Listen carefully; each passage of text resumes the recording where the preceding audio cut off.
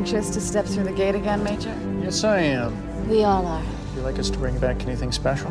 No thanks. Groceries, new outfit, flatware? No, just yourselves in one piece, please. Dial it up. Be safe.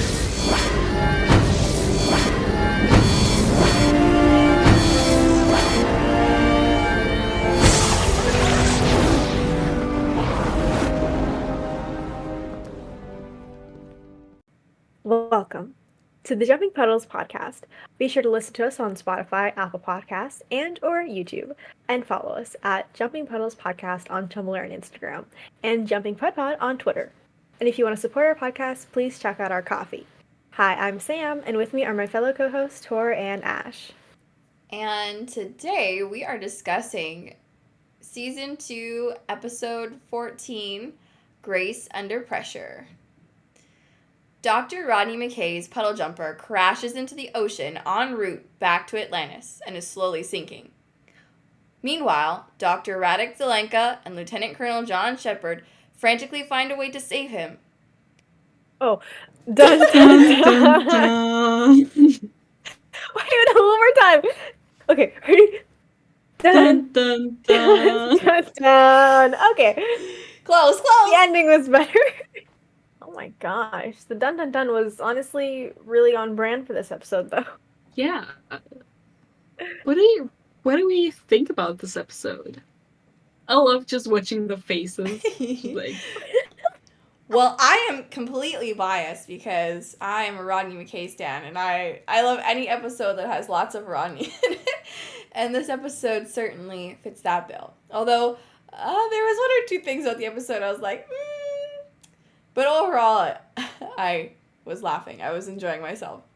You know, it's one of those things where it's like, wow, this is so much better than I remember, and also so much worse. Interesting. It was like, oh, it was like a little whiplash. It was just like getting hit in the face with like something you love and then something you hate. mm-hmm. Yeah, I see what you mean. I think I know what you mean. Man. Yeah, I think for me, I think I used to love this episode just because it has Sam in it. Yeah. Well, not really, but like you managed tapping. But I don't know if you remember, but the last time that I like did a rewatch, like before this podcast, it's like 5 years ago. So that I did a complete rewatch. So it's been a while since like I watched it, and a lot has changed. And I still love Amanda in it. I think her acting is always great. It's I don't know. It's a good episode, but also it has like these terrible parts. But I tried not to focus too much on those, but more like on like what do we learn about the character of Rodney in this episode. I think there were parts that were really, really interesting. I was like, just a little bit of character introspection, and I did like that. But yes, I do have some issues. Let's just dive in, though. I feel like we're talking so much about, we're like tiptoeing around the big issue, but talk about it. Sam in this episode. Can we start with her outfit? Let's start with her outfit first. Why?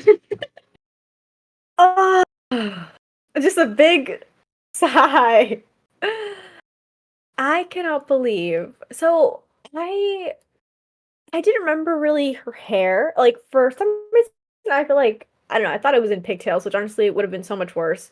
So, thank you, brain, for tricking me. Because it's actually better than I thought, I guess. But her outfit is already, like, from the first second she popped up, I was like, oh, fuck no. Like, when has Sam... First, like, it's not even the fact that, like, she can wear pink. It's totally fine if she wears pink.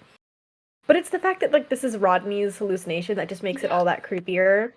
And then the fact that, like, her cleavage is just so, like, that freaking zippa putty is just so low. And, like, her boobs are just, like, you know, on display, it feels so demeaning to her as a character. Yeah. It screams male gaze.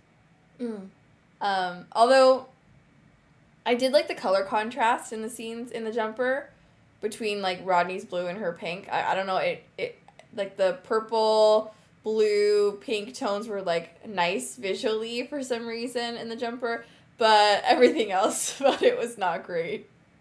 And it's not like we haven't seen Sam like expressing her femininity. We have seen her like in civilian clothing. But yeah, it's just I just wrote down why pink, why the cleavage, why, and then I was like, yeah, because Rodney, but like because it's Rodney's imagination, but also then that spun a whole new thing with why are they bringing this side of Rodney back when they had made such great progress with his character and with his relationships with women. And yeah, I wasn't a fan. I think, what I will always give props to is I just love how Stargate utilizes its characters and its crossovers efficiently and in a way that doesn't feel like fan servicey, right? Especially in today's age with like Marvel and stuff, where you just feel like they just shove random characters in shows because they have to be, and it just like it doesn't make sense. It's like, why are you here? Yeah. But for Stargate, I feel like they always, they did it so well in a way that was like, oh, okay, like Sam showing up for Rodney makes sense. Or, in season 10, when SG-1 went to Atlantis for, like, the answers, to get the answers from an ancient, it was like, okay, makes sense. And then even Rodney showing up in Universe makes sense. And so it's not that obviously we're all fans of Sam, so it's not like we hate the fact that she showed up. It's just the fact that, like, why have her show up if you're not going to treat her as a character? Like, obviously, in some points, it's like, okay, that's very, like, Sam-like, but just, like, the blatant misogyny, the blatant over-sexualization of her character just, like, drove me crazy. Especially because it just feels extra evil, because this is, like, Sam. Like, even if you don't, like, she is, like, such an important figure in the franchise, right? Like, having a woman be in this team back in 1997, and have her just, like, with, be in the military, she's not just, like, the civilian. Like, she was there, she was doing all this stuff, like, fighting just with, like, the boys. Like, there's just so much to her character that, like, you just have to respect, like, what she's done. Right? Especially, like, for women in sci-fi, too. Sci-fi, is not always the greatest, right? But she's up there with, like, some of the icons, like Kara Thrace and, like, all these other people from, like, Star Trek, like Kira and, like, Jadzia. Like, she's up there.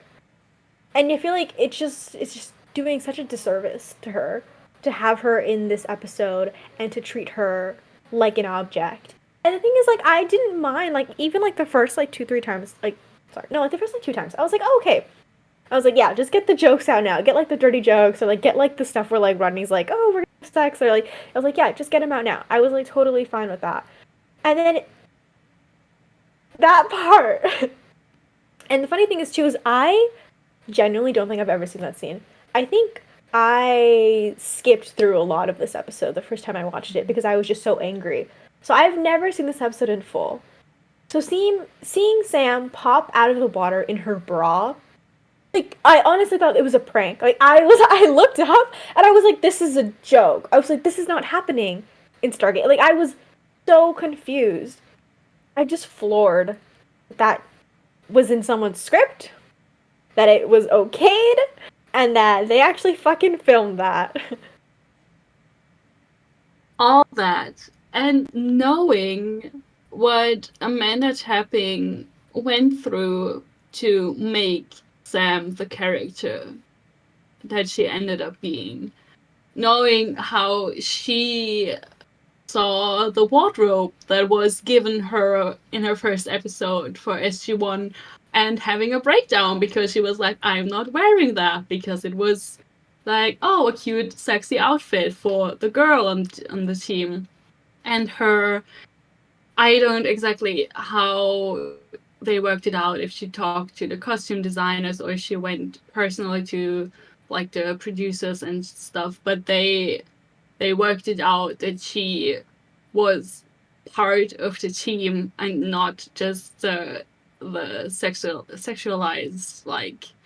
And then this episode happens, and yeah, it's such as I literally, when the scene you were just talking about happened, Sam, when she first, like, she comes out of the water and is like, oh, this beautiful woman and whatever, and then she kisses Rodney, and I was literally, you know, the my eyes meme from Friends. That was me. I was like, no, I'm sorry, but everything about that feels wrong.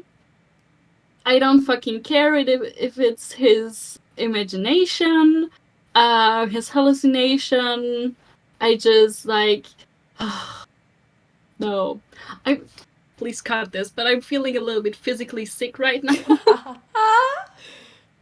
This is wow. I have good things to say about Sam as the imagination, as the hallucination, but this part is terrible, and I think next time I will also skip it because I do not want to see it. Yeah. I don't even know where to start. So I feel like a lot of this episode and the Sam hallucination in particular is like where we're taking a lot of great strides and interesting unlayering of Rodney's character. We're also taking a lot of steps backwards as well at the same time. And it kind of becomes confusing in a way for the audience. Like the way I do or watch this episode in particular, I sort of compartmentalize. Like I sort of, I'm like, okay, this is not Sam. This is like Rodney's subconscious manifesting itself as Sam, where like obviously she's gonna be wearing like something stupid. Obviously, that's to Rodney's taste. Like obviously, her goal is to distract Rodney, so she's gonna be doing like sexual stuff, whatever. But I was also interested in what she had to say about Rodney's subconscious and like Rodney's feelings about Sam beyond the physical.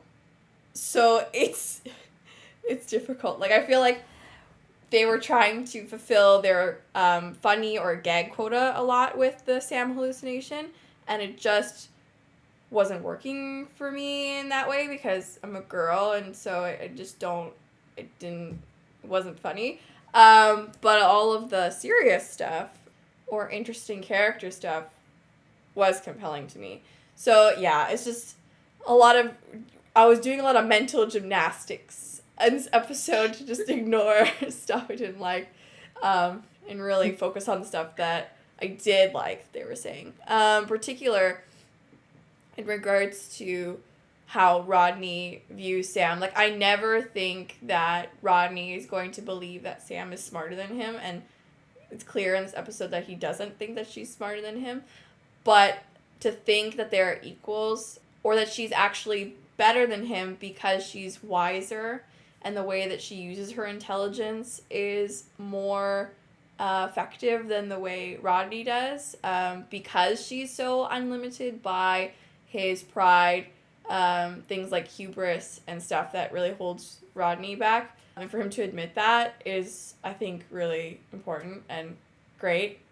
I'm glad that he acknowledges that in this episode, because she just has years of experience on him as well, in terms of being a part of a team and the sort of on-the-fly science that he just doesn't have. So yeah, that part I found compelling. The rest of the Sam-Rodney relationship, I did not. Yeah. And just to put this little, like, rant and all the bad stuff away, I guess.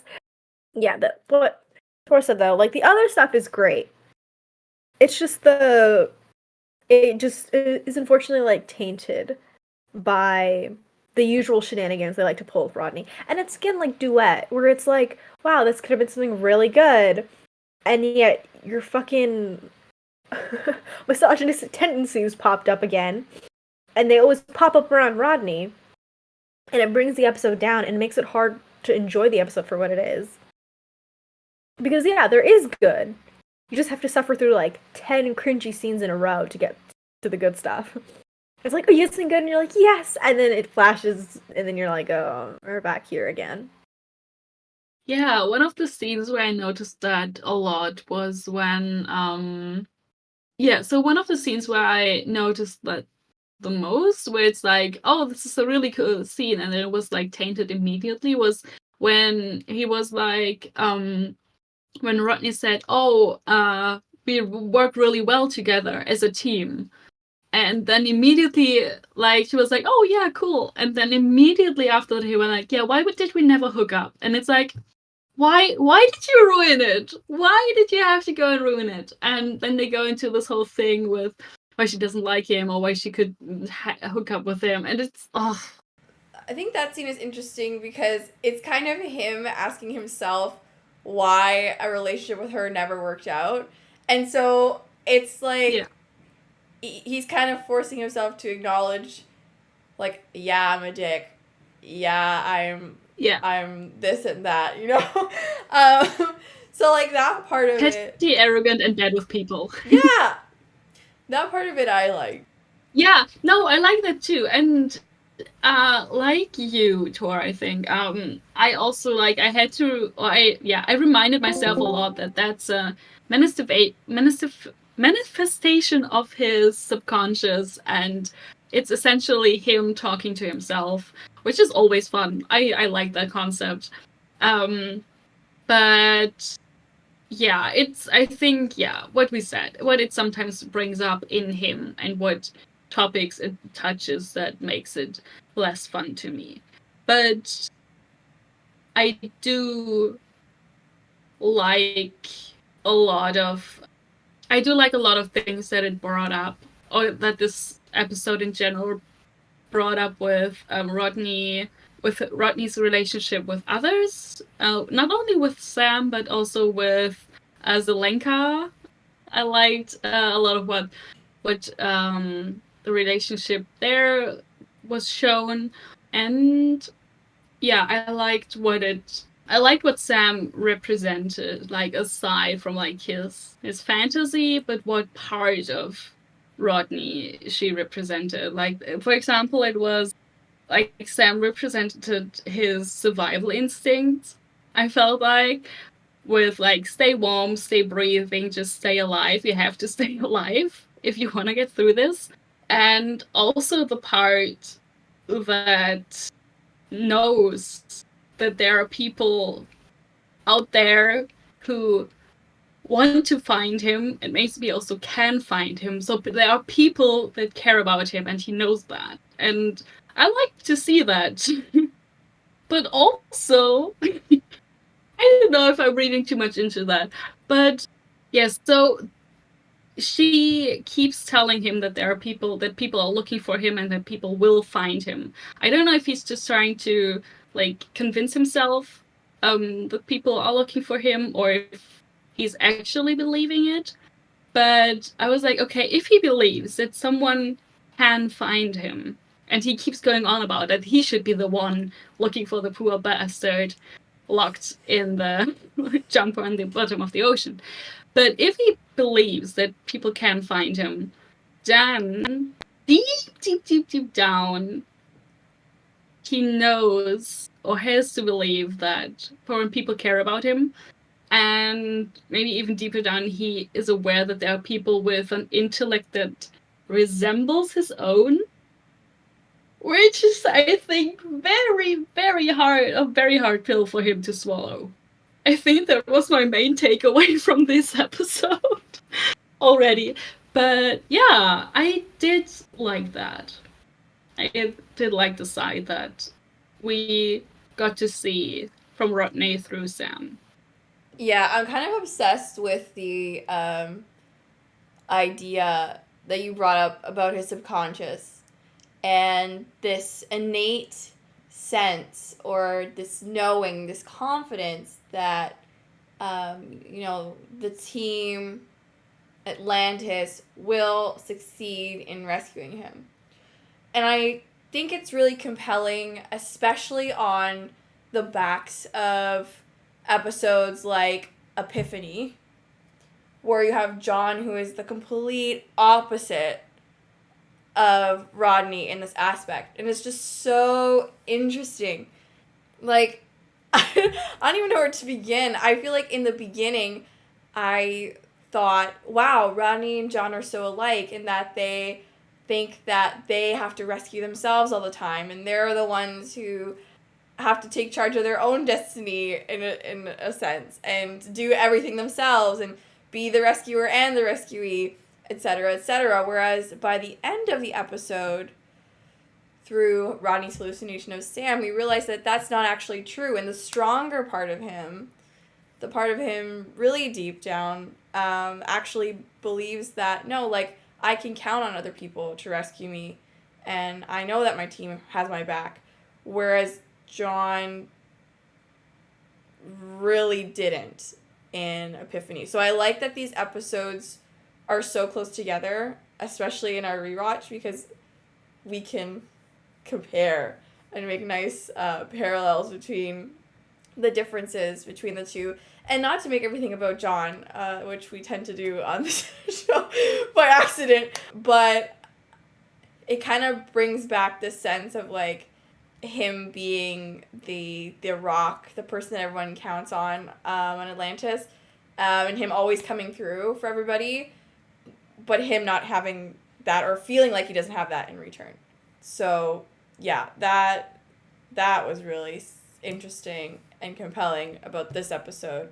But again, like you were saying, Ash, also Rodney's relationship with Zelenka was so interesting to see. There was just so much showing and not telling, which I love. Like Rodney saying that Zelenka was scared to go in the jumper for the test drive, so he offered to take his place, and that's why he stuck in the bottom of the ocean. Like, that was just so, my heart was like, oh, that's so sweet. Like, he offered to do that for him, because he knew he was scared. And yeah, I just think that was so, and then even though Zelenka was scared, up top, still going down with John to help rescue Rodney and doing everything he could to help him. So yeah, that was really special. I liked what it said about their friendship. Carson who? Like, everyone says that Carson is Rodney's best friend, but I'm like, Zelenka! Like, Roddick is his best friend, come on! Yeah, I was definitely. literally gonna say, I was like, after watching this episode, who the hell thinks that Carson and Rodney are best friends? Like, are you kidding me? Like, who? Rodney going down with or going on the jumper because Zelenka's scared to swim is the cutest thing I've ever heard in my life. That is so sweet. And that's like classic, like, Rodney little gestures that you don't expect. Like with the same thing in Tower Rodney when he brings tea to Teyla, so they have a little tea ceremony, or like when he writes a book for Elizabeth. Like, it's just the little things that he does to show you that he cares. The Zelenka and Rodney BFF agenda is just so alive and thriving. And I just love Zelenka in this episode in general. I think just so nice. Any episode where like he gets like more than, his usual like 2-3 scenes, it's just like an automatic banger. But I just feel like he's such like, he can be a comedic character, and he can also be like really like down to earth. Mm-hmm. He can also like bring so much to an episode. He can be the one to like balance everything almost. Yeah. I think they did a great job of showing how Zelenka can be serious, how he can be funny, how he can be worried. Like, he has all these emotions, and I think it's such a testament to the actor for what he's done with Zelenka with the 3 set. Like, he never gets like that much, but he brings so much every time. He just elevates any episode he's in. Yeah. See, emotions are good. Emotions are important. And Zelenka has them all. And yeah, I love him. I think he acts a little bit like he's still funny, or like his scenes are sometimes comedic, like when he says, "Oh, I can't even swim." It's like, dude, you're gonna be, I don't know, deep underwater. But also a scene that kind of stood out to me was when he's briefing his team, or when he's like just like talking to his team, and I was like, oh, Zelenka is such a good boss. Like, I feel he's genuinely a good boss. Like, he's very approachable. He's not like talking down to his team. He's encouraging and just like very genuine, I feel like. And I really, really like that. That was so cute. Also him with his little lab coat. Honestly, it was really cool. Suddenly it makes sense why Rodney is on a gate team and Zelenka stays on Atlantis. Like, I feel like Zelenka is the one who, like, conducts the research teams. Like, he knows how to lead them, how to run meetings, how to delegate tasks instead of trying to do it all by himself. Whereas Rodney is not that great at that part of the job. Their division of labor, I'm seeing it now. I get it. Yeah, it's all coming together. Yeah, it makes sense. Mm-hmm. It's giving mother and father. Yeah. I suppose. It's giving, like, work married. Work married. And I was gonna say, too, I just really appreciated any time where they bring in, like, extras, is always a great time, because I just feel like it adds to the feel that, like, Atlantis is so much bigger. We are following, like, a small group of people who live in the city.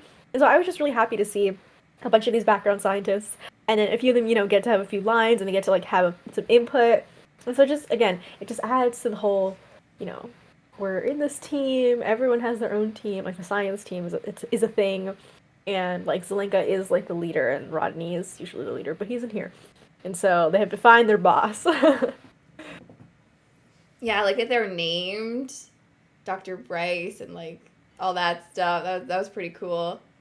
And like you were saying, Zelenka feels like a real person. Like a lot of characters on Atlantis are so eccentric that they are not cartoony, because they do have depth of feeling, but it's just like it's harder to relate to them as a human being because they're so unique, I guess. But with Zelenka, like you're saying, Ash, like he runs through the entire gamut of regular people emotion. Like he was very worried about Rodney when they weren't getting through on the radio in the very beginning of the episode.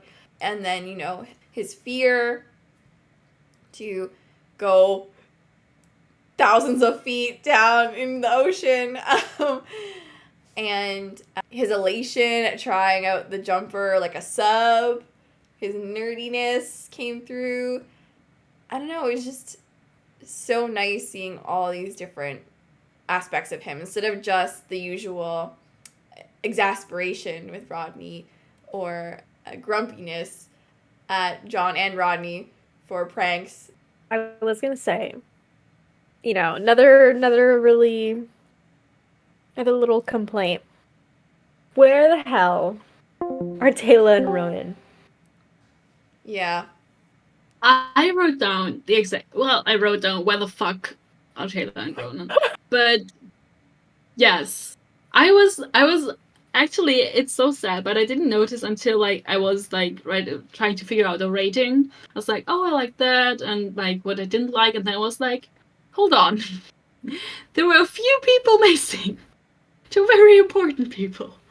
What the fuck? How can they just not even show up in like not even in the background, or when they are like maybe in the beginning when they're trying to reach Rodney? It's Rodney. It's a part, like a member of their team. Why are they not being kept in the loop? What is going on? A few lines, like they don't want to give him like a like they're in the beginning and then they have to go on a mission or something, so they leave. and they pop out like at the end or something. Like, they couldn't even give like an explanation. They just show up as a team next episode. Like, BS. I call BS on that. Yeah. Big time. This is actually the first episode in which Rachel doesn't appear at all. And I don't know if it's the first and last. I guess we will see. But I hope. yeah, I agree. I think they were just stuffing the episode full of scenes of Rodney in the jumper. They probably wanted to use as much screen time as possible with Amanda. And so they either had to delete parts of the script or scenes explaining character absences, because I think they would want to know. And I feel like John would include them in the rescue 100%. And I feel like they would want to be included. Like, I like what Sam said, that maybe they went off world in the beginning of the episode and just like maybe they had some Teyla was like again trading or something. Or she was on the mainland and she was helping the Athosians get over the loss of Charin, and Ronan was accompanying her. Whatever. But they would, keeping them out and not giving any explanation feels very, I don't know, kind of careless. Yeah. Mm-hmm. And even just like a throwaway line again in the beginning of John being like, oh yeah, Teyla and Ronon aren't here to help or something. Yeah. Like just something, a throwaway line. I also feel like it kind of undermines like the importance of Teyla and Rodney's relationship and Ronan and Rodney's relationship, right? I feel like it just kind of makes it seem like, oh, well, like they don't exist to him, or like they don't care about him in a way. And that's something that I hate, and we all hate, because we've come to love a lot of Rodney's relationships. And we can segue into this part. But Elizabeth and Rodney, Yeah. I also kind of feel like I kind of wanted more. I was a little sad that, like, obviously, like, Elizabeth was very worried for him, and, you know, she was doing, like, you know, I love how, again, we got to see more of her in this episode, as opposed to the earlier half of the season where she was just fucking gone. But it's nice, again, to see her, like, step up as a leader and be like, okay, like, you need to have this finished, and then, you know, going to check up with John and being like, what's your idea?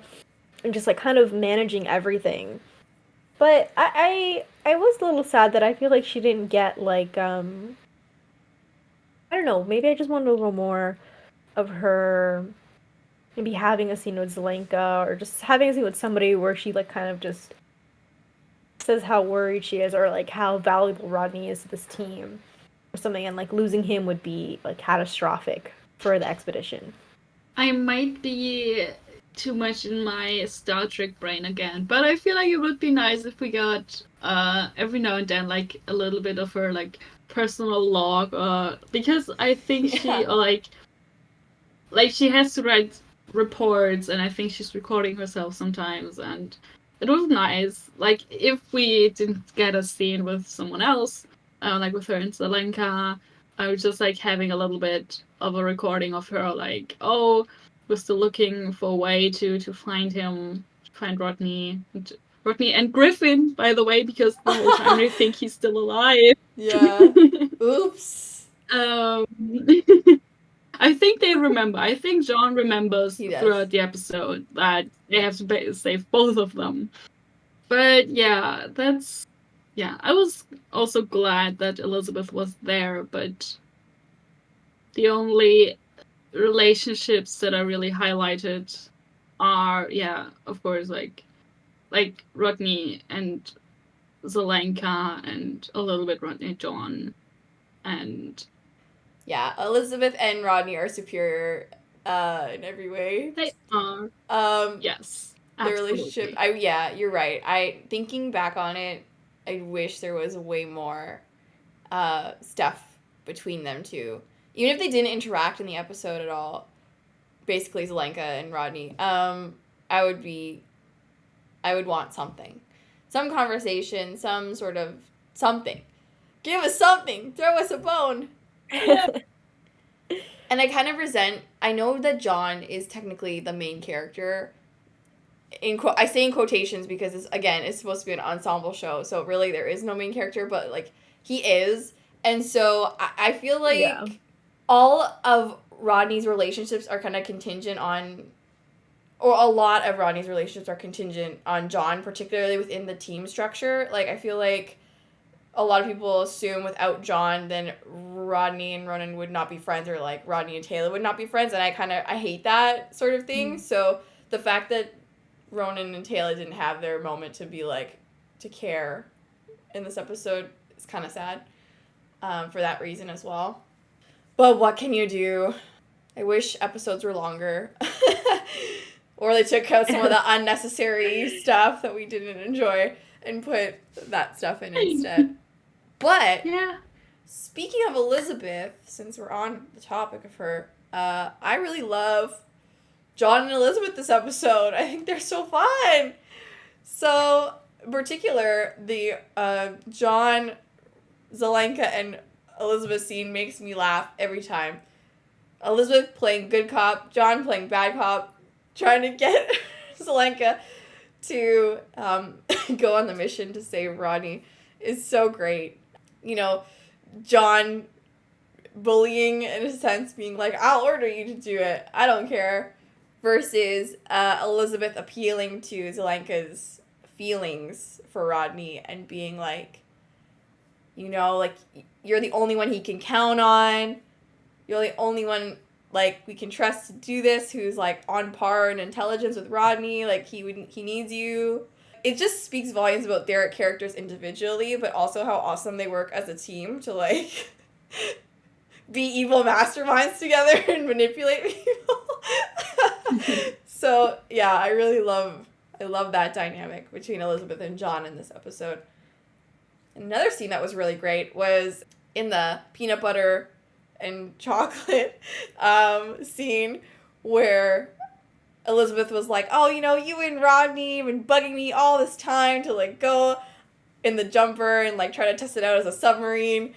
And I like that little look at all three of their relationships. So, like, as a trio, you know, John and Rodney kind of being like little kids, giddy to explore and do all this stuff, and then having to go to Elizabeth for permission, and Elizabeth having to be practical and be like, well, is this really, like, important to do this right now? Is this really safe?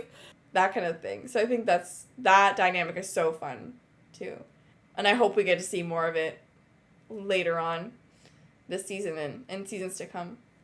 Yeah.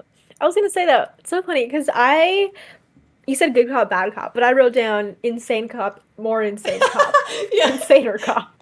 Because you said it's like this in such a nice way. I'm like, oh shit. See, I saw Elizabeth as like guilt tripping the fuck out of Zelenka. And being like, you're the only one he can count on, like he would do this for you, like all of this stuff. So I wrote down, I was like, Elizabeth's guilt tripping versus John's threat of violence. Because John, sorry, there's no with John. Like, it was never an option. Either you're coming willingly, or he is picking you up and taking you to the jumper to force you on. And it's not even like, I mean, obviously I just love that he's doing this all for Rodney, but it's also just like he would do it for literally anyone. And I just feel like he would see it as this, like, the highest level of disrespect. Like, how dare you not want to go save one of our team? It could be anyone in the jumper. He'd be like, you're fucking coming with me. I love when they just can go crazy together. And they just become, like, feral little, like, rats. And they just, like, get to show, like, and Elizabeth gets to show she's just as bad as the rest of them. She's been corrupted, okay? Like, she's guilt-tripping the fuck out of Zelenka, okay? She's not, like, some nice lady. Like, I mean, she's nice, but, you know, she's got a dark side to her. And so, yeah, I do love when they play up sort of dynamic. Especially, like, sort of as the leaders again, kind of, like, it's just funny. Like, these are the people running Atlantis. Why? They do have the shit they do. Yeah. And then obviously, I just love when Elizabeth gets to have, like, these really cunty lines. And I feel like it's always, for some reason, like, all season 2, all of her lines have been fucking bangers in season 2.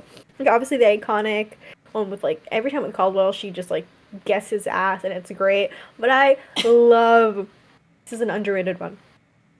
when Zelenka is like, they're talking and they're talking about like, oh, you have to be ready or whatever for John, and she goes, like, I need you to be ready, or she says like, I need you to like show up or something, and I was just like, ah, I just love when she pulls out her leader card and sort of her no nonsense bullshit, like, you will be ready, because it was like, it wasn't just like, you'll be ready now. It was like, oh, okay, John needs a couple hours, and like, you'll be ready by that point too, so you guys can go together. So yeah, I just love her, and I love her with John, and I love her dynamic with Zelenka kind of too. I still think that Zelenka has a crush on Elizabeth. I mean, Oh yeah. who can blame him? But also about John and Elizabeth, they were great together. I loved seeing a little bit of that here. And in the beginning, I was like, I don't know the scene exactly, but he just runs off because he wants to do something with the jumper. And I was like, he's not even asking for permission anymore. But then later, he does. And he does so explicitly. And that is such a cute scene. I don't remember exactly how it goes, but something about, oh, you haven't yet said yes yet. And she's like, oh, I just did. And it's so cute. I love that. I love them. I love everyone. Yeah. She finally just, trained again, him. like, it's these little moments. Yeah.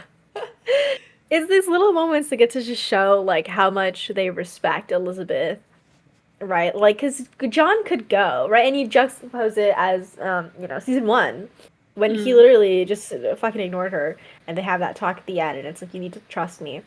And so I love that. It's just a little thing that he's just like, you're gonna say yes? And she's like, yes, go ahead. And it's like a recurring, like, conversation they have, where he'll be like, yes? And she's like, yes, and then he runs off, and like, okay, I'm ready, got the go-ahead. And I think it's such a nice, moment for their dynamic, but also just, like, for them as characters individually. I think it must be so nice for John to, like, have a commander that he, like, trusts and respects, and he feels that sort of connection with, when he hasn't with really anyone else.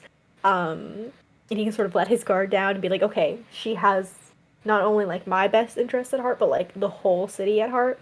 But I also think it works well with Elizabeth, too, because I think, especially here, where, like, people, not are always, but, people do question her authority sometimes, I think it must be so nice to, like, have faith in her military officer, and that, like, he's gonna do what, she says, but he also, like, he trusts her enough, again, as well, to make those decisions for everyone. And he just has faith in her.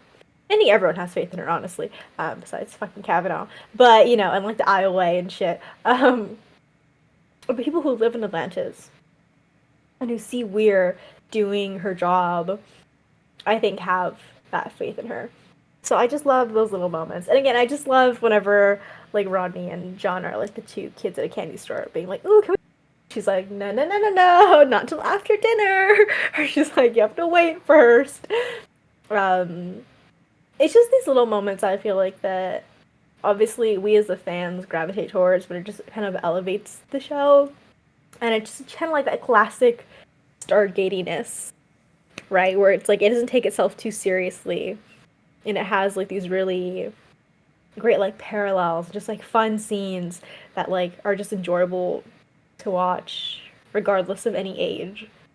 Yeah, it's utterly charming. Like, they're utterly charming. The character dynamics are, there's no other word. That's just charming. And I really like what you said about Elizabeth and John's relationship. Like, he got burned so bad in the past with leaders, and the fact that he can trust Elizabeth to care but also be objective, like, in the sense that she's willing to let John and Zelenka go on this rescue mission because she acknowledges how important Rodney is to the expedition, and John doesn't have to fight her on that. It's just, like, a known thing. Like, he knows she's gonna say yes, and, like, she does. That's just awesome. I'm glad that he's healing in that way in terms of authority. And I think having a civilian commander is a huge difference in terms of trust and respect. So, yeah, just love them. Yeah.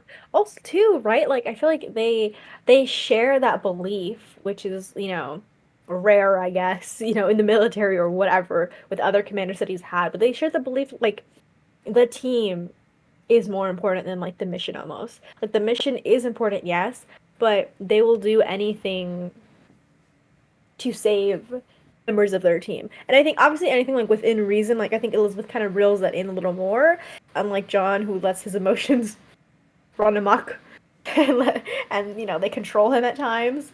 But I think it's something that is unique to them. And I think is unfortunately, like, obviously I don't think John and Woolsey have that, like, and John and Sam don't either. There's just not that, like, level of trust and sort of understanding that Elizabeth and John have. And I think, obviously, like, there's so many, like, great relationships in the show. That's why we love it so much. So we can sit here, every few weeks and analyze 45 minutes and turn it into, like, fucking 2-3 hours. Worth of stuff and worth of, headcanons too, or like imagining how this would have turned out. I think it's just such a testament to the show and mostly the actors. I think that their chemistry can just shine through because every, like, we can find something to love about every dynamic, which is just great. And everyone just feels electric. Like, I think it's just one of my favorite ensemble casts for the reason of everyone just feels like their character, like they just feel like a real person, and they'd have these really great relationships, even if it's just like a little snippet, even if it's just like a background thing, like it just feels, like Tor said, charming. Another thing that was super charming in this episode was John's, like, secret nerdiness kind of coming out. Like, he was really smart in this episode, coming up with this plan to rescue Rodney. Like, the whole grapple system, he was trying to combine all these different things. Like, I was like, wow, okay. And then not only that, but him knowing the people on the science team's name and addressing them by name, like, oh, doctors so-and-so are working on this, and we can use their system to do this, and then Dr. this told me we can do this, and just, like, him knowing the science team for some reason is incredibly cute to me. Not just, his military peeps, like Griffin, like, he also knows everybody else on base, too, which is really sweet. No, we know the reason why he knows all the scientists. Well, because they're always, like, gossiping as soon as he comes into the lab, and they're like, God, that means him and Rodney are gonna be fucking around for 3 hours. You'll be flirting right in front of our salad, basically. Right in front of our whiteboard. They're like, damn it, the boss's boyfriend is here. And, like, their flirting is just, like, them two, like, fighting over Rodney's, like, newest formula. Or something. Like, and John's like, you're getting the equation wrong. Right, because John's a math person. Drawing. We know that. He's a math guy. Well, no, I was going to say, just since I just need to have the mix up segment. Oh. We need to get it going. We need to get it freaking going because there's just a lot to love as a mix up girly.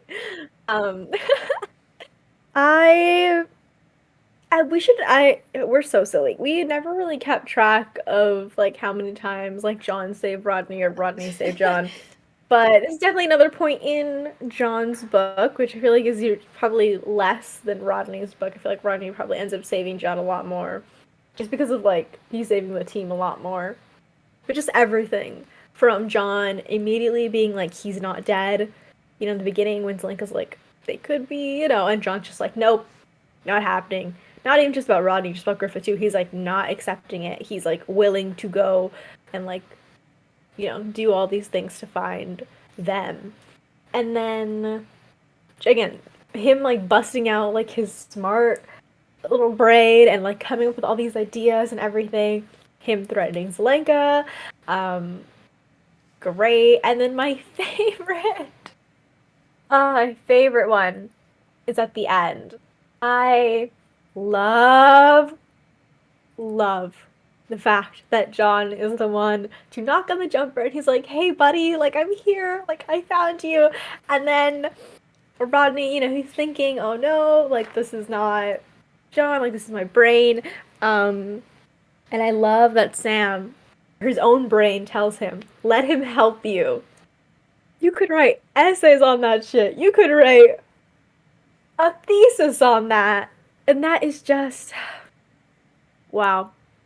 Wow. Yeah, earlier I wrote down what happened that Rodney has such deep trust issues. Like what happened to him? This poor baby. And then in the end having the scene that you just talked about, Sam, and him, it's John who's outside and him not trusting himself at first, but then still trusting, and it's John. Yeah. I see it. It's so sweet. Like, so sugary, cute. I believe in the inherent romance of Buddy. Buddy is, like, the cutest thing. That's their, like, term of endearment, I feel like. And it will continue to be. You will hear this again, by the way, audience. Later on, you will continue to call Rodney his buddy, which is so cute to me. I don't know why. Yeah.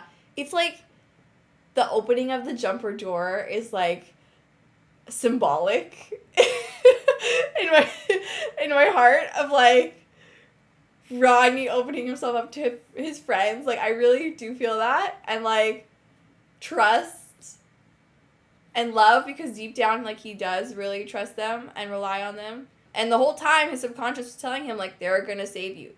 They're not gonna leave you down here to die. Like they're on their way. You know they're on their way. And I'm just so glad that they were able to come through for him in the end and that their plan worked. Yeah, even just the idea of him like thinking that he's hallucinating John rescuing him is also really sad but cute at the same time. Speaking of Rodney, I guess to finish his whole thing off, we kind of had another instance of someone in the expedition dying for him, under his care, that kind of thing. It's kind of been a pattern. Like we saw it in Hot Zone, we saw it in the Defiant one, and now again in this episode. Intruder. Oh, Intruder 2. 4. Oh, yes. Yeah, so it's kind of just a pattern. And we get to kind of see how Rodney feels about that, too. He's talking to Sam about it. The hallucination Sam. And you can tell that it really affects him and he really feels guilty. Yeah, I was kind of a self-inflicted death. Because in the Defiant one, he... Like, it wasn't a suicide in this case, I'd say. But it's like he made that decision instead of Rodney. And he talks about that too, that they both knew what to do, basically, but Rodney couldn't do it or didn't do it. I was like, this must be terrible for Rodney. I get why he's in therapy. Oh, yeah. And I'm glad he is. But yeah, He was wearing a Daedalus outfit, though. Oh, I was going to yeah. point that out, which is so interesting. Because I was like, I love that little detail, because, like, no wonder we haven't seen him. Like, they put him in a Daedalus outfit. So he was a pilot, like, straight from Daedalus. I was like, oh, that's so cool. Huh. Like, he had a lot of character, like, in the first 30 seconds that we got to see him. Like, that whole first scene is so cute and funny. It's and really funny. talking about tomatoes. Oh, Just fucking with Rodney. He loves fucking with Rodney. You can just get that from like the He does. first few seconds. I actually Rip really Griffin. yeah. Let's pour one out. Yeah, and then going back to what Ash was talking about, or I don't know, one of you guys was talking about. um, when Griffith like basically sacrificed himself, what broke me really was Rodney screaming, "Why would you do that?" at the door after he closes himself in, and I was like, "Oh my gosh, that's so sad." And then what I really love about this episode is kind of how it comes, we're not a full circle, but like I guess full circle. Like in the beginning, we have this tragic accident that happens, and I like that, immediately, Rodney has his moment where he's like, why would you do this? And he's like angry, or he's like panicking, like, okay, he's dead, and then he goes to the back, and then he kind of gets into like his work mode, and he kind of like forgets, but he pushes that away for now. And I really like that at the end of the episode, again, Griffith is brought up, and Rodney's guilt is still present, right? And I love that it just kind of showed just how deeply it affected Rodney. And it's not even a guy, again, it's not even like a guy like he probably really knows. Like, they put him in a Daedalus outfit, so I assume like they don't know each other very well. Or this is like maybe like one of the first few times they've really interacted. And yeah, I just love that Rodney holds so much guilt for what happened. And I love that he's like almost, he's trying to wrap his head around, like, why would someone that I don't know, like, sacrifice themselves for me? And it's sad. It's a sad, sad topic. Yeah, I feel like, I don't know, I don't think it's too much digging to say that Rodney has a lot of self-worth issues. And I think it's quite apparent in this episode. Like, he's very negative, thinking that they're going to waste any sort of manpower trying to rescue him. Like, I think even though he objectively knows that he is one of the smartest people on Atlantis and that they do need him for a lot of things, he still feels like, well, they're going to write me off. Like, they're probably already planning my memorial service. Like, they're not even trying to come get me. And even when he's talking about why he and Sam never had a relationship, acknowledging the negative aspects of his personality, I think, like, acknowledging the way he and Griffin didn't get along. Yeah, I just think he has a negative self-image. And so that plays into a lot of the guilt and the whys that he's asking in terms of why these people are constantly ready to sacrifice themselves for him.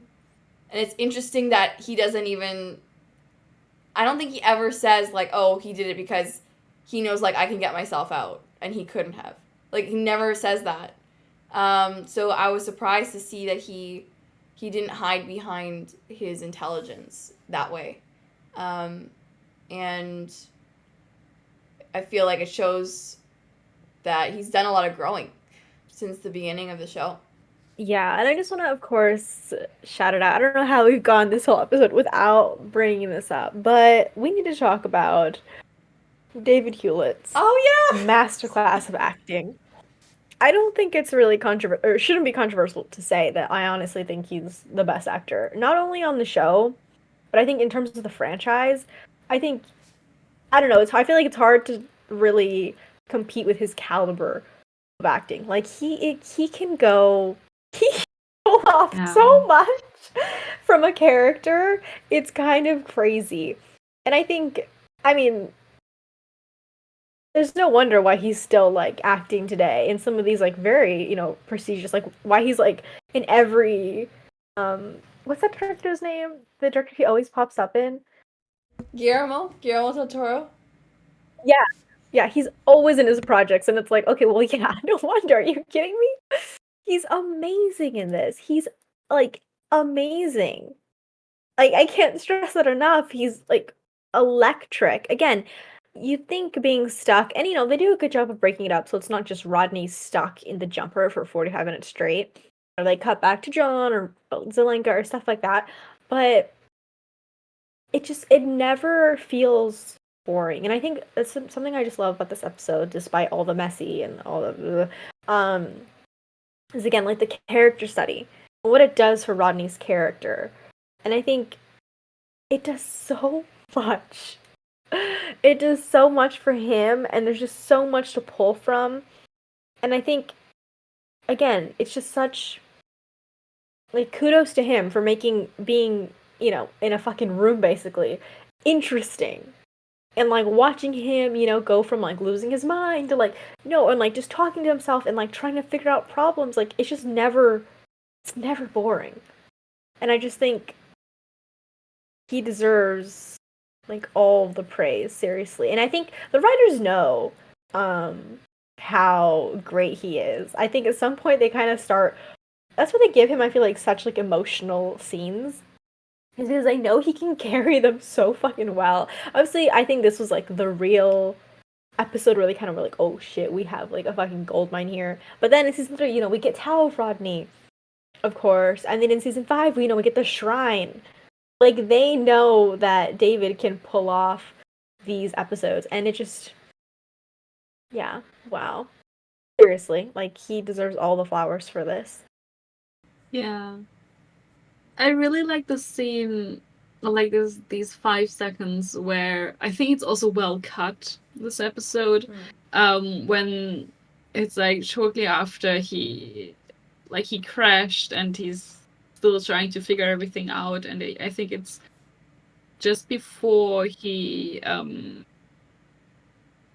starts hallucinating, and there's this little, it's not really a montage, but it's like interesting, like, cut of him like being kind of delirious, and he's just like laughing, and like it's so well shot and then cut, and it's like, okay, like in these 5 seconds you realize, oh shit, he's really in trouble right now, this is terrible, he's, I don't know, he's starting to feel the effects of hypoxia and all of that. I was like, okay, this is terrible. He's in some deep trouble right now.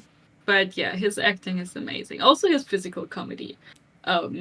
Like at one point when, I think it's when they like land on like on the ocean floor, and he just like drops. And that happens a lot somehow. He just drops in the jumper, and again, it was hilarious. And he just has, again, maybe not the full spectrum of emotions, but when he feels emotional, like, I mean, emotional in every sense, like in every direction, then he's going hard. Then there's no stopping him.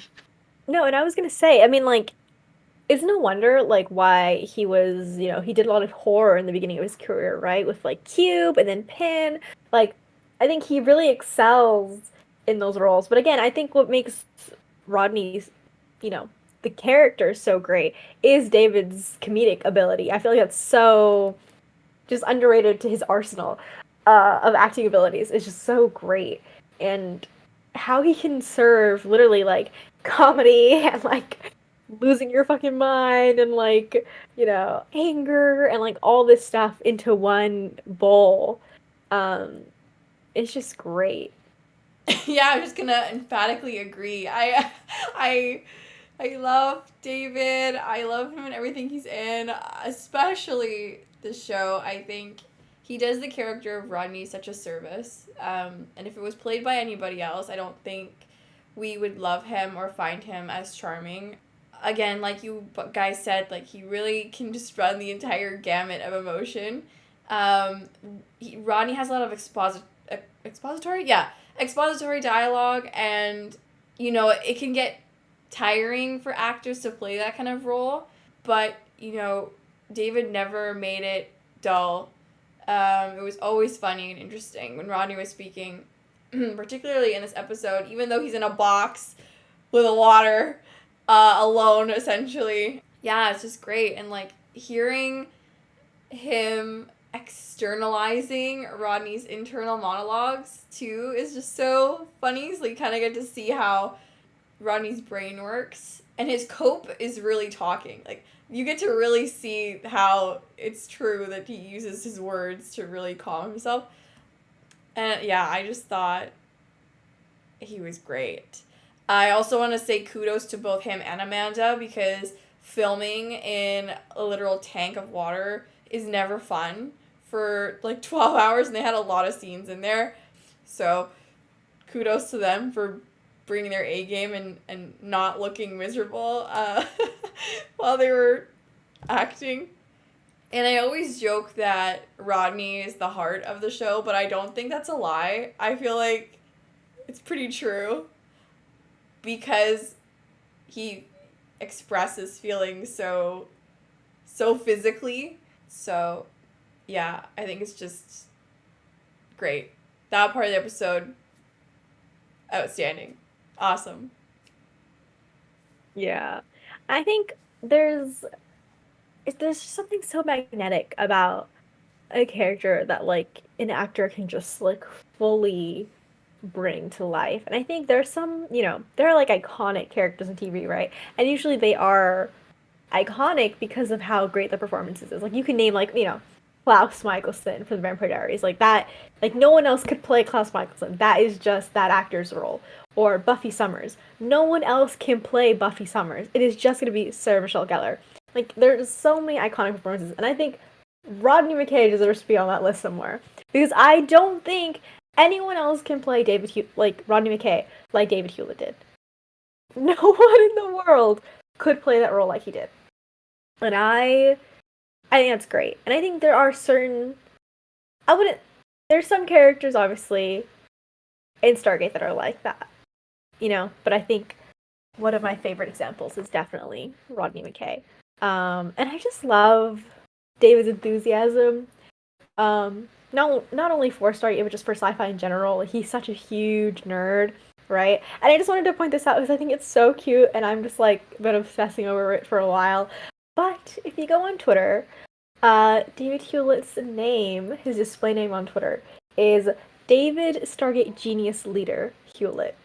Okay, and like, wow, I'm gonna start crying. He loves Stargate just as much as the rest of us. That's crazy. So cute. Oh my god. Aw. We hear Rodney like externalize his internal monologue, but also we see him talk to inanimate objects, and I relate to that a lot, especially when he's talking to a jumper and just like swearing and whatever. Does he call the jumper a lemon, or was it the whale? Either way, it's hilarious, and what an insult! Like, damn, that's top tier for Rodney. No, but him talking to the jumper like that is just, that's me with technology that isn't working like it's supposed to. Like, it's probably my fault, but it's still gonna blame the thing in front of me. And also him talking to the whale, although it obviously can't hear him. But yeah, it's so cute that he says, "No, go away, leave me alone. Please go get help." And essentially that's what it does. Yeah. That is so funny. Yeah. I get why he has that connection to the whale. Yeah, and I'm so glad that's a continuing plot point from this point forward. The whale is like his friend.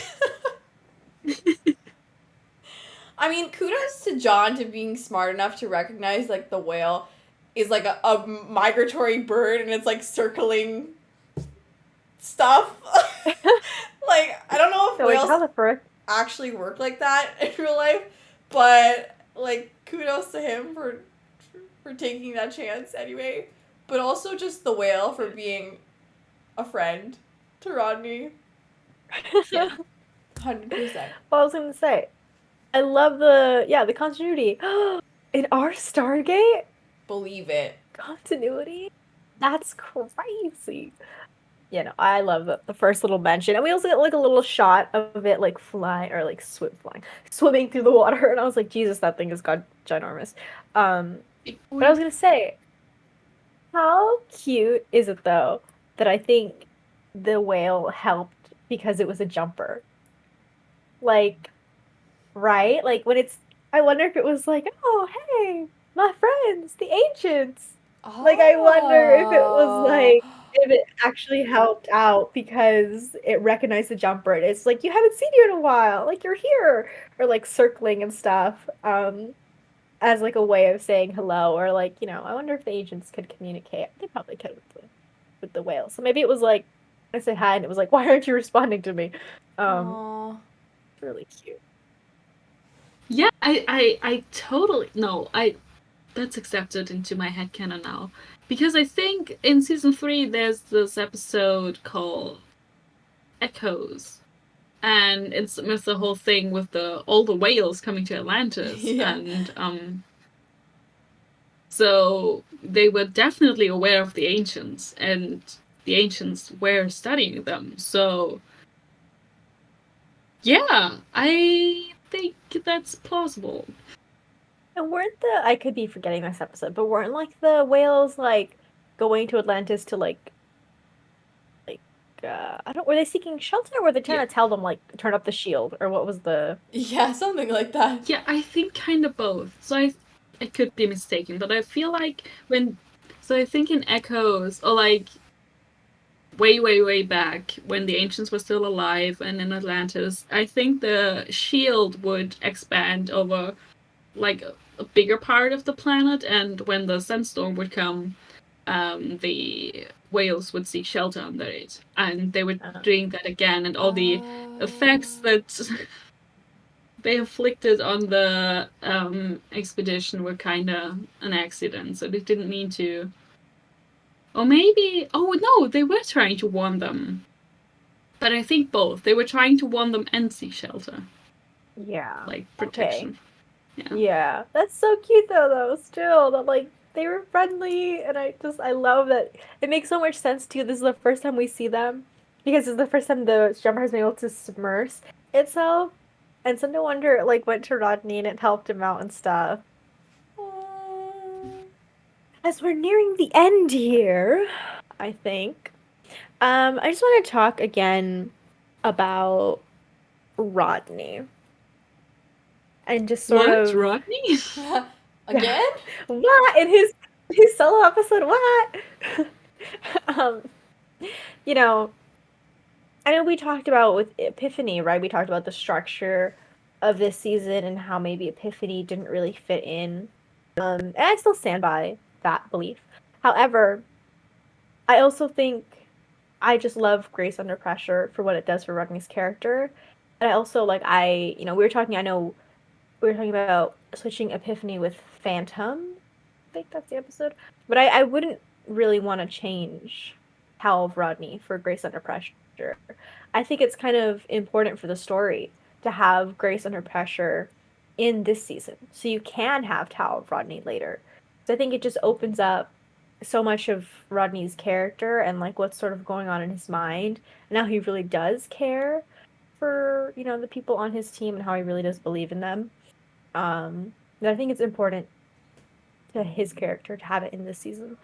Although, I see the next few episodes, you know, would have loved if the season had, obviously, like, Teyla-centric or Elizabeth-centric or Ronan-centric episodes as well to balance it out.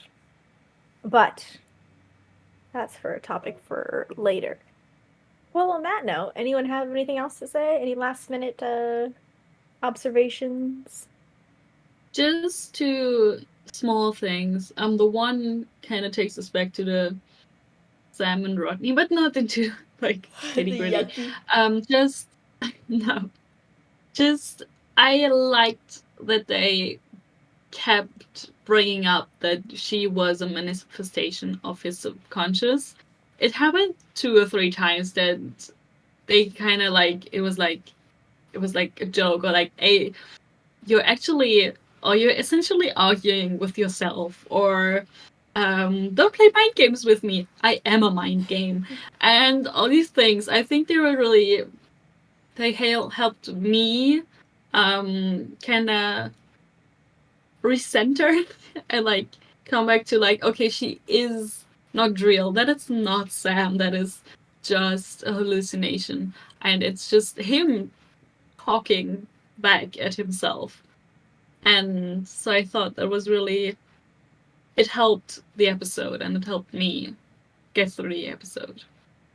I was also going to say, sorry, piggybacking off of that, I just recently watched the Pegasus Project, you know, the crossover, and it's fun again, you know, kind of watching it sort of at the same time as this, because, you know, Rodney brings this episode up, and he tells Sam, like, oh, thank you, and she's like, what for? And he's like, oh, you saved me, and she's like, is this one of your wet dreams?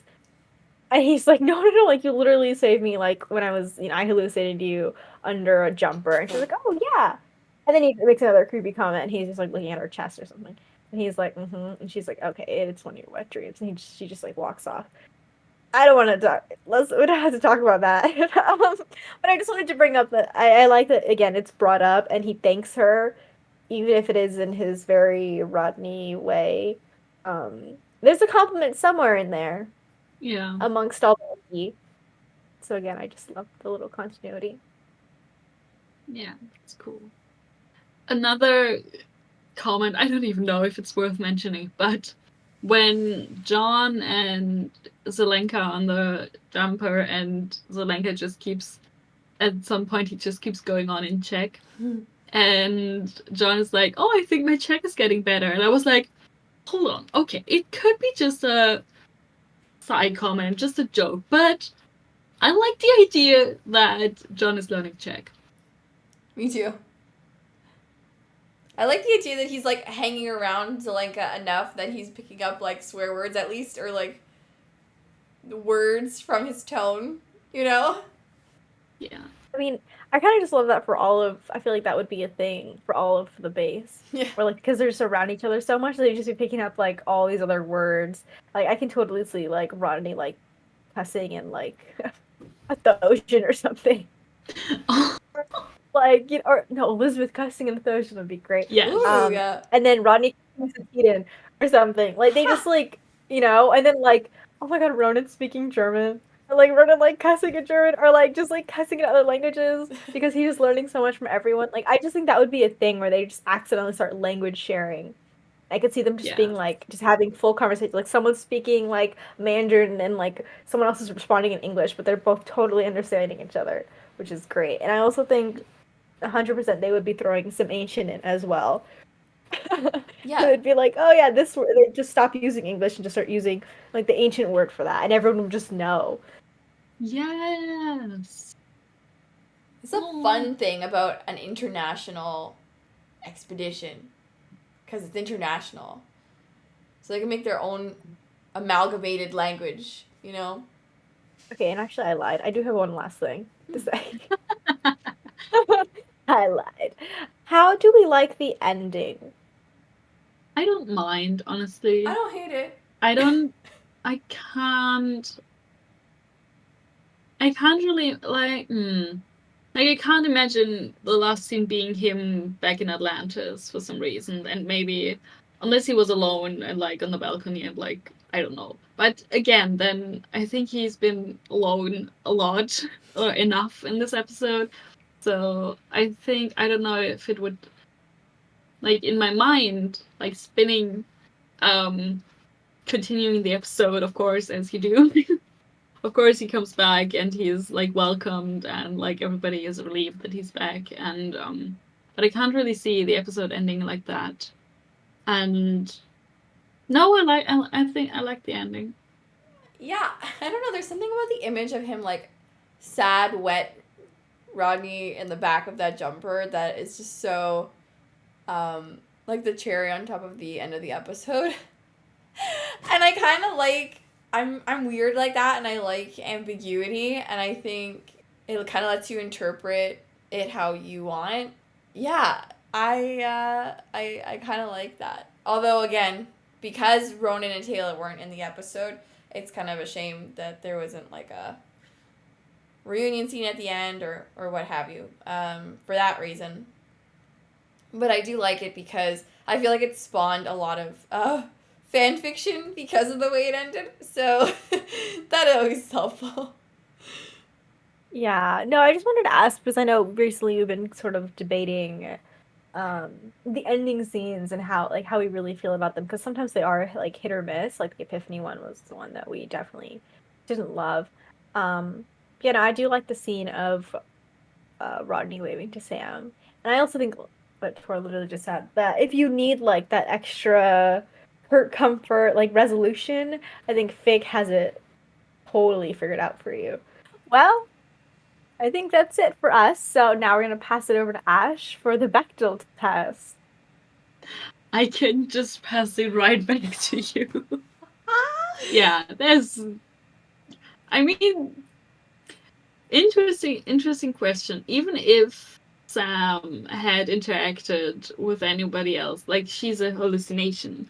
But if a woman had hallucinated, no wait.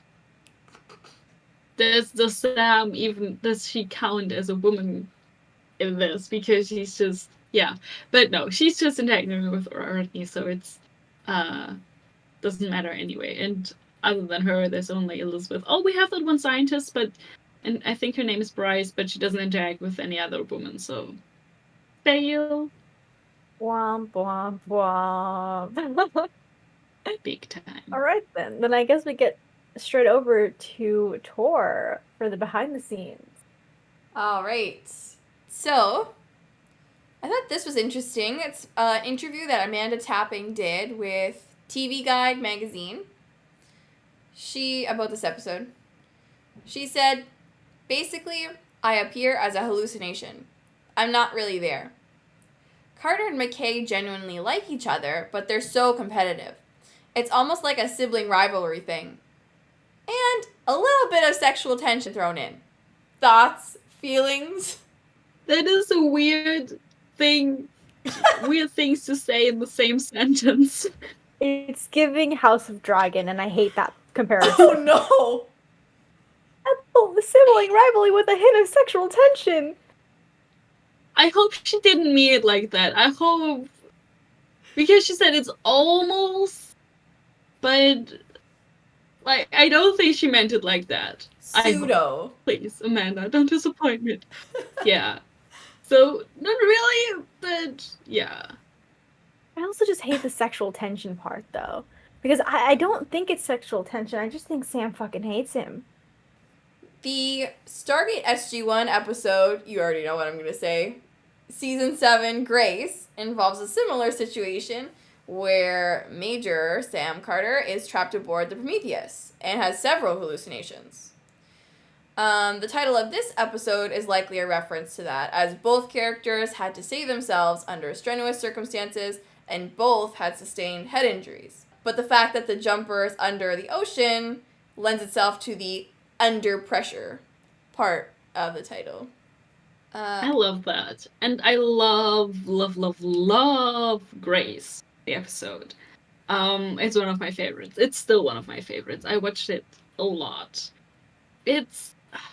I think, like, this episode, it says a lot about Sam, and it's fun to see, in her case, different characters. I should not go on this tangent, but it's fun to see, like, the different characters representing different parts of her, and her telling herself things she usually doesn't allow. It makes me very emotional. And it also has this mystery with, like, who is Grace? Or is Grace the child? Or is Grace just, like, the term Grace? Or who is that child? And what is happening? And, yeah. But also, in that case, Sam saves himself. But in Grace Under Pressure, Rodney is saved. True. So the premise is the same, but the outcome, the resolution is different. But yay for Grace. I know, it's such a dreamy episode. I love episodes that are bottle episodes and episodes that feel dreamlike. So I like that. In a later season episode, Jumper 6 is mentioned. Again, this is most likely one of the new jumpers that we'll acquire in the tower, as we will see, as opposed to the one that Rodney got rescued from and is probably still at the bottom of the ocean, because Zelenka says that it would be almost impossible to raise the jumper all the way out with the cable that they had. So the character of Griffin, his full name is Captain Hugh Griffin, and he was named after one of Martin Giro's friends. I love that. They do that a lot. It's so cute. They do. It is very sweet. Immortalize person forever.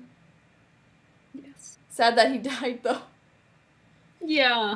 No, no. What does that say? Yeah. There was a mistake in the episode in terms of CGI. So they were really impressed by the CGI work that the team had done, but there's a point at around 25 minutes in the episode where there is some wreckage next to the jumper, and they actually explained that in the DVD commentary where they said that the original idea was for bits of the jumper to actually be breaking off in the ocean, but then they decided to go the route that they went in the episode instead. Oh. Yeah. They just forgot to take out the CGI. They paid for it, so Neat. But it was really good, like the CGI. I loved all the underwater shots. It was really, really cool. yeah, and I didn't notice the mistake, so Me neither. that's fine. This episode was nominated for a Primetime Emmy for Outstanding Music Composition. I did. Wow. For Mr. Cool. Goldsmith. Congrats. Yes. Yeah. King. What? I did. Music? Yeah. Okay. The same. Usually I kind of like I notice music, but in this case I don't remember at all. I feel like I should go back. exactly. I feel like we should watch it again and then pay extra attention to the music.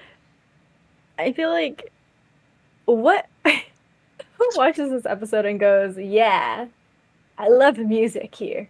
Like, What about Okay. like outstanding acting? Yeah. yeah. I'll even take some visual effects like award or something. Which they believed was a major improvement on the eye, and the eye looked cool. I also thought it was interesting that in German this episode is named Under Pressure. Just Under Pressure. Ash, you're not going to sing on a podcast. You're not going to sing on a podcast. I wouldn't be opposed. I'm wondering if Grace Under Pressure is... It's a saying, right? Yeah. Like in English, it's an idiom. I'm not sure if we have exactly that in German. So maybe it would be hard to translate. Like exactly that. Yeah. Yeah, that must be could be why. wrong. And that's all for Behind the Scenes. Okay. And next up is right back to Tor actually for the Fic Rec corner. Alright, bear with me, guys, because this Fic Rec corner I think is going to be a little bit long because I had to narrow down a huge list of fic. There was way more episode tags for this episode than I expected, and related fic to this episode. I guess it's quite an iconic character episode, and that's why. But anyway, jumping into the fic, first we have Very, Very Improbable by laceymcbain. It's a comedy one, a little bit uplifting after some of the seriousness of the episode. Basically, it's a very amusing game of telephone where Rodney talks about kissing his hallucination of Lieutenant Colonel Carter to Carson, but people overhear and assume that it's a different Lieutenant Colonel that he's talking about, and rumors just spread like wildfire. It's hilarious. Then for a more serious fic, we have Light Through Water by the amazing Goldleaf. Essentially, Rodney is repairing a jumper and accidentally locks himself in the back, and he calls John on the radio to help him out. So it brings up a lot of unresolved feelings that came up in this episode. when Rodney was similarly locked in a jumper at the bottom of the ocean. And I just love how Goldleaf writes John and Rodney banter. It's just excellent. The character voices are spot on. It flows so lovely. And the repression is so mint in their fics. So please go check out that fic, as well as their Pacific Rim AU, which is so great and makes so much sense for a Stargate franchise. Then we have a more serious fic again. We have Lingered by Trinityofone, which basically deals with Rodney's survivor's guilt over Griffin in a really compelling and human way. In a very Rodney way, I think. It explores the idea of him wanting to go back for Griffin's body. So they have something to send home to his family. It's very powerful and moving. And lastly, but not least, a sort of related fic to this episode called A Rational Universe by xparrot. Basically, it's a fic full of Rodney hallucinations. So, jumping off of the Sam hallucination that we saw in this episode, Rodney is in a similar fix in this fic and starts hallucinating a bunch of people, particularly members of his team. So I thought it was super fun. The Rodney voice is excellent. xparrot is great at writing Rodney. And yeah, so if you wanted some Rodney having hallucinations but less misogyny, then I would read this fic. Damn. That's a plus. That's a major draw. Actually, of course, every fic rec I feel like Tora gives us is like amazing and sounds so good. But these really, the spicy level on all of them. Yeah. Thanks. Delicious. And okay, we'll pass it to me for really quick. Just want to talk about the poll we did for Epiphany. Again, as a reminder, we have polls on Spotify, so you could go ahead and vote when new episodes drop, and then we will talk about the polls results in the next episode. So we have Epiphany here, and we asked, is this episode out of place in the structure of season 2? And 33% said, honestly, yeah. And 67% said, I actually don't mind it. Yeah, good to know. I'm glad no one disagreed with us. Yeah. And it's nice that people, like, we had something there, like, at least 1/3 agrees, so. And then now, the dreaded rating of this episode. Our worst, our least exciting part. We hate giving ratings sometimes. And this episode is why, honestly. Because it feels so evil to give anything less than what it deserves. But it also doesn't deserve what it could have been. So I'll go first, because I actually have mine set. And I think it's quite high, surprisingly. I feel like I give pretty low ones. I give this episode an 8 out of 10. Ooh. And I think it really could have been a 10 out of 10. With just a few adjustments and the inclusion of Teyla and Ronon. I don't fault anyone for enjoying this episode. You know, if you love this episode, that's so valid. I get why. It has the potential, had the potential to be one of the best in the series. Unfortunately, I don't know if I could like comfortably recommend this episode to anyone.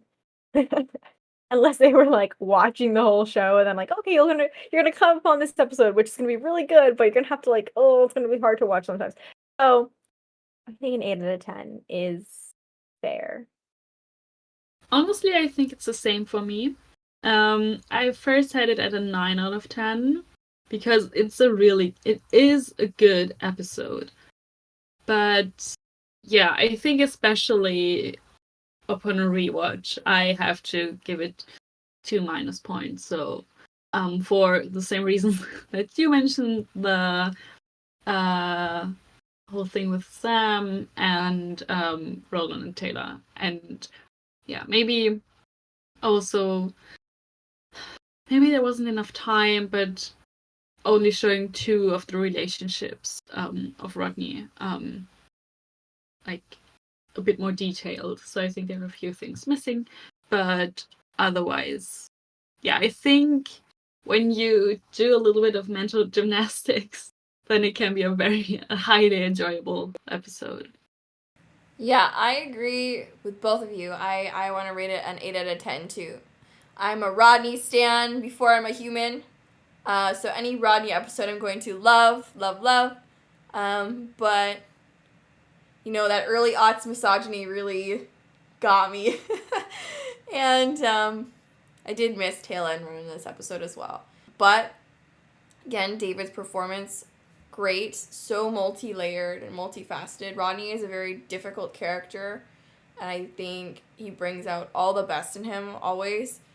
And, of course, character interactions are my favorite part of this show. And we had so many awesome ones between our characters in this episode. It's so nice to see Zelenka getting a bigger role in an episode as well, because he's very important to the expedition. So, yes, 8 out of 10 for me. Wow. Have we ever agreed? I don't know. Wait. This feels like a big deal. What does the world come to? Like, And the world's done it. it's funny after last episode where we had like a very big divide and it was kind of expected, and now we all agree. Wow. We will take the wins where we can get them. Because who knows? This is not going to last. Wait, what is the And? next episode? The tower. Which I had Aw. actually so many thoughts. I have quite complicated thoughts. Like, this is going to get real deep. Not that deep, but it's going to get like... It's a love-hate relationship, actually. There's actually a love, surprisingly. But I hate it. But? Yeah. But mainly hate. Okay.